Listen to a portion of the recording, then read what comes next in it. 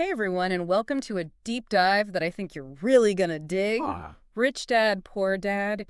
We are tackling this monster. It is. It's packed with, like, honestly, unconventional money advice, right? And it really makes you kind of rethink that whole, like, get a job, Yeah. work for the man kind of setup. Yeah, it throws down the gauntlet, doesn't it? It really challenges like so much of what we're taught growing up about money and work. Totally, and it does it in such a compelling way because it's not just like, Yeah. I don't know, some guy on a soapbox. Right.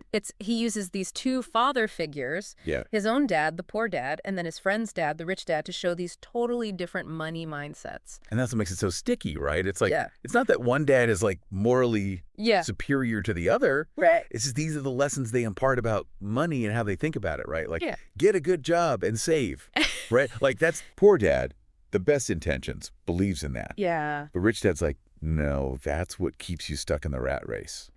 It's so true. Right. Like, it's such a, when you hear it, you're like, Yeah. oh, he's right. Like, that's what we're all. It's insidious, right? It's like we're conditioned Then totally. to think that's the goal. Yes. And he's like, no, that's just you trading your time for dollars. Like, what you really want is money to work for you. Yes, 100%. And this is where, like, the concept of assets versus liabilities comes into play. It's huge. It's like the cornerstone of the rich dad philosophy. Yes. And it's eye-opening, frankly, for anyone who's, like, been sleepwalking through their finances, you know?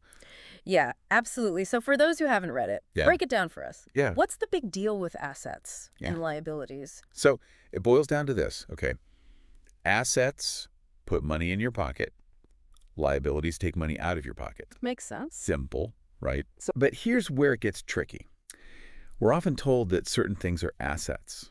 Yeah. Right? Like a big house Right. or a new car.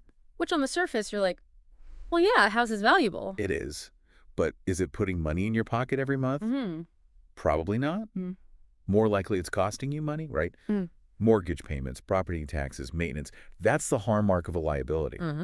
And Rich Dad would argue that too many people are focused on accumulating these, like, quote unquote, assets that are actually dragging them down financially. So how do you escape that? How do you shift that Well, that mindset? Rich Dad would tell you to start looking for things that generate income, Right.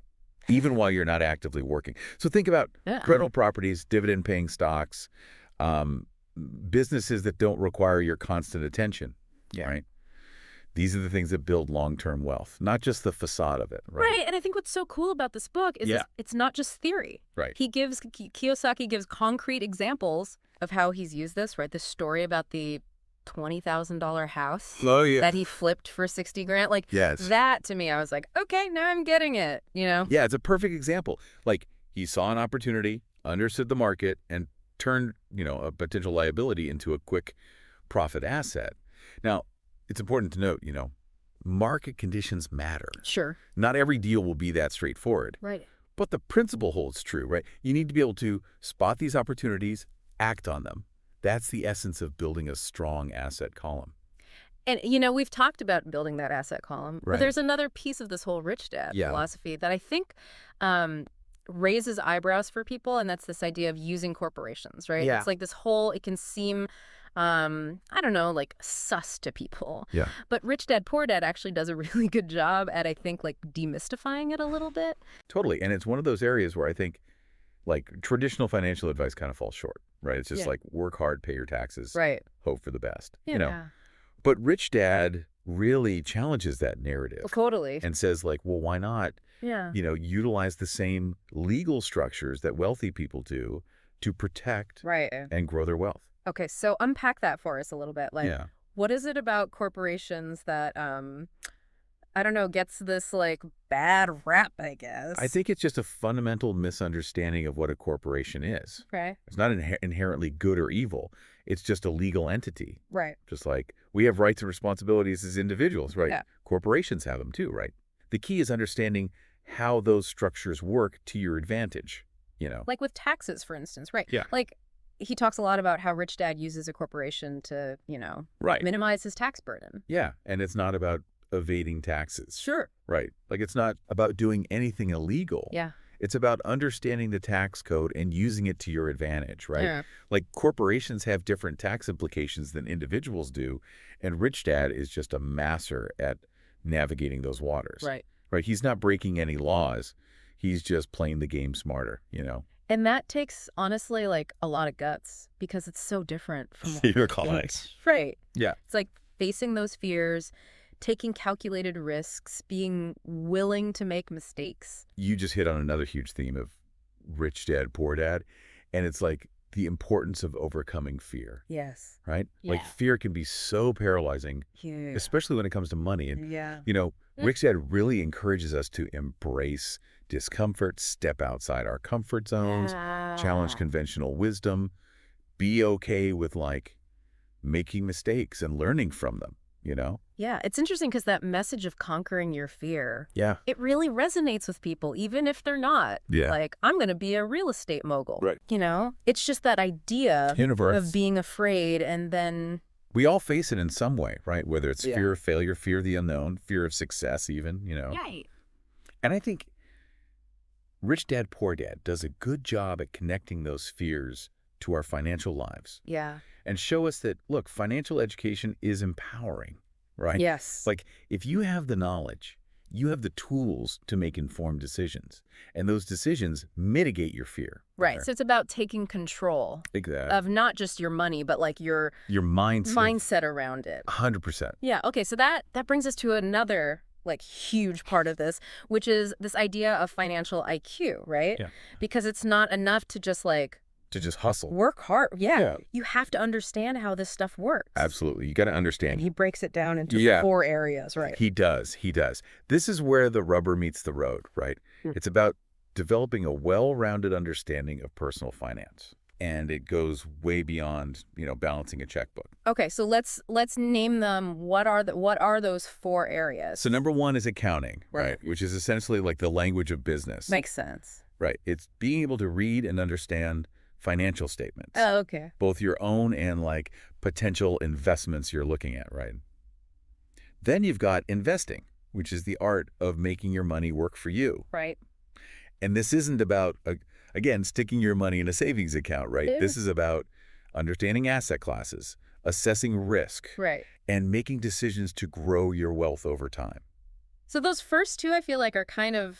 They're intuitive? Yeah, they go hand in hand, like knowing the numbers and then knowing what to do with them. Totally. So what about the other 2? So the third one is understanding markets. Yep. Right. And this is about being able to spot opportunities and trends, right?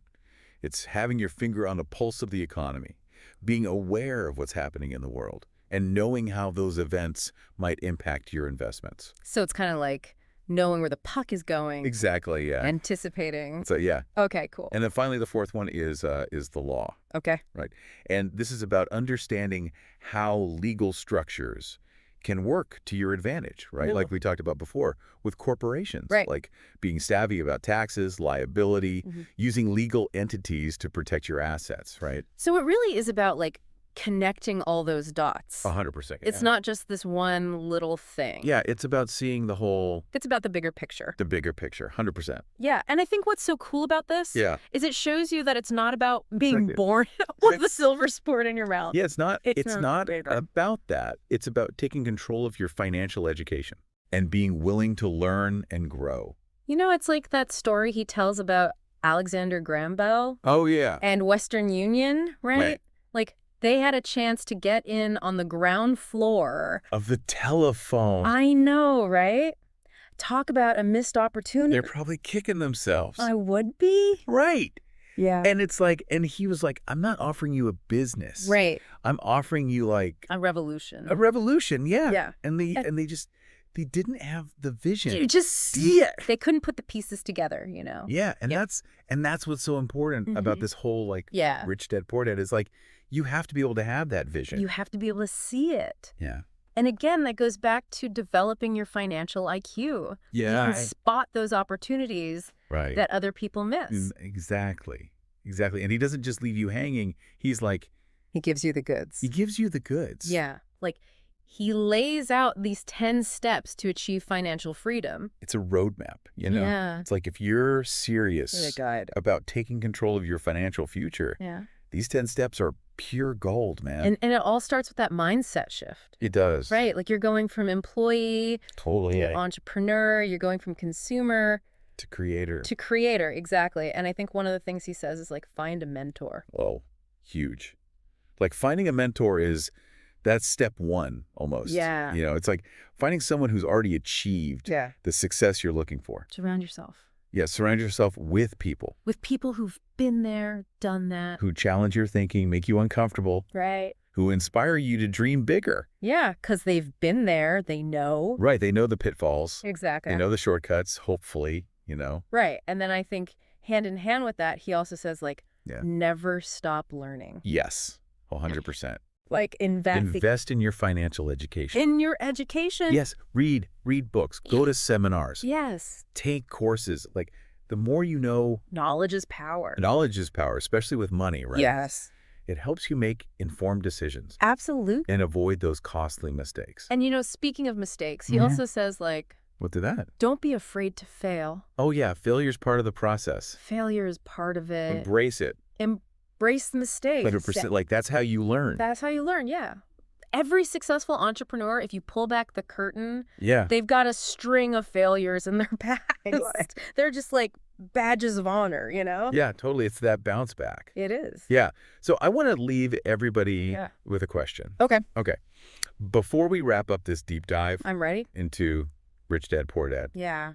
If you could have money work for you... Okay. ...even in a small way... Yeah.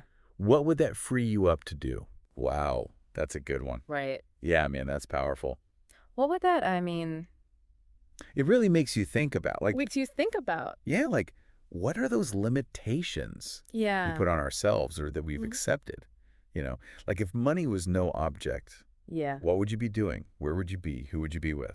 It's about aligning those financial goals with your life goals. 100%. Yeah. Yeah. Because ultimately money is a tool. Right. And like any tool... A tool. Can be used for good or for evil. For sure. For sure. It can either be something that empowers you to build something amazing or keeps you stuck in the same place. Yes. And I think that's what Rich Dad, Poor Dad really does. It gives you the blueprint, right? It gives you the blueprint. It says, look, it's not going to happen overnight. Yeah, it's a journey. Here's how you get started. It's a journey, not a destination, Yeah. So on that note, thank you all so much for joining us. This was awesome. For this deep dive on Rich Dad, Poor Dad.